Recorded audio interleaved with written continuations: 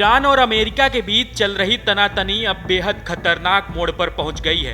America ने Iran के 3 परमाणु ठिकानों पर सीधा हमला किया है। बताया जा रहा कि अमेरिका ने 6 बॉम्बर विमानों के जरिए ईरान पर हमला किया।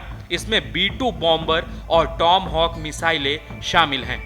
अमेरिकी राष्ट्रपति डोनाल्ड ट्रंप ने बताया कि ईरान के परमाणु ठिकानों फोर्डो, नतांज और इस्फहान पर हमले के लिए B-2 स्टील्थ बॉम्बर का इस्तेमाल किया गया। ट्रंप ने बताया कि फोर्डो पर हमले के लिए 6 बंकर बस्टर बमों का इस्तेमाल किया गया, जिससे फोर्डो में मौजूद ईरान के भूमिगत परमाणु ठिकानों को तबाह किया गया। वहीं नतांज और इस्फहान में हमले के लिए 30 टॉमहॉक मिसाइलों का इस्तेमाल किया गया। वहीं अकेले फोर्डो पर 30 टन बम गिराए गए।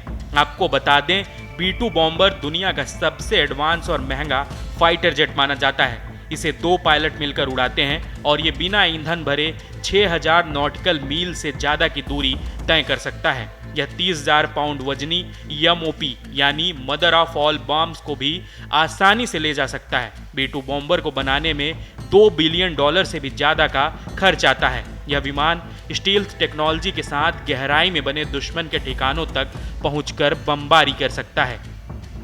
B-2 स्टील्थ बॉम्बर विमान की खासियत यह है कि इसे आसानी से ट्रैक नहीं किया जा सकता, साथ ही यह बेहद ऊंचाई पर उड़ान भर सकता है, जिससे एयर डिफेंस के लिए इसे भेद पाना बेहद मुश्किल है। B-2 स्टील्थ बॉम्बर पूरी सटीकता से दुश्मन ठिकानों पर हमला करता है। इसे एडवांस टेक्नोलॉजी से डिज़ाइन किया गया है, जिससे रडार सिस्टम इसे नहीं पकड़ सकता।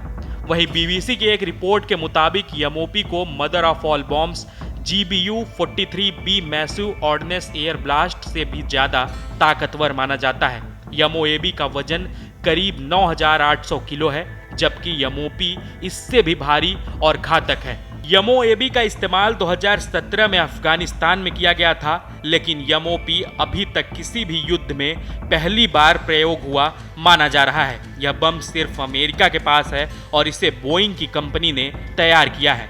और आपको बता दें, MOP जैसे भारी बम को सिर्फ B-2 स्टील्थ बॉम्बर ही ले जा सकता है। इसकी स्टील्थ तकनीकी की वजह से यह दुश्मन की कड़ी सुरक्षा को पार कर सीधे टारगेट तक पहुंचता है। यह विमान सटीक निशाना लगाने और गहराई में विस्फोट करने में माहिर है। यही वजह है कि फोर्डो जैसे ठिकानों को तबाह करने के लिए इसका इस्तेमाल जरूरी था। वहीं ईरान का कहना है कि उसने हमले से पहले ही अपने परमाणु ठिकानों को खाली करा लिया था, इसलिए अमेरिका के इस बड़े हमले से उन्हें कोई खास नुकसान नहीं हुआ। हालांकि फोर्डो के आसपास के इलाके को नुकसान पहुंचने की खबर है। इस हमले के बाद अब ईरान की प्रतिक्रिया को लेकर चिंता बढ़ गई है। ईरान समर्थक हूती विद्रोहियों ने धमकी दी है कि अगर अमेरिका फिर से हमला करता है तो वे लाल सागर में अमेरिकी जहाज़ों को निशाना बना सकते हैं। ईरान, अमेरिका और इजराइल दोनों को जवाबी हमले की चेतावनी दे चुका है।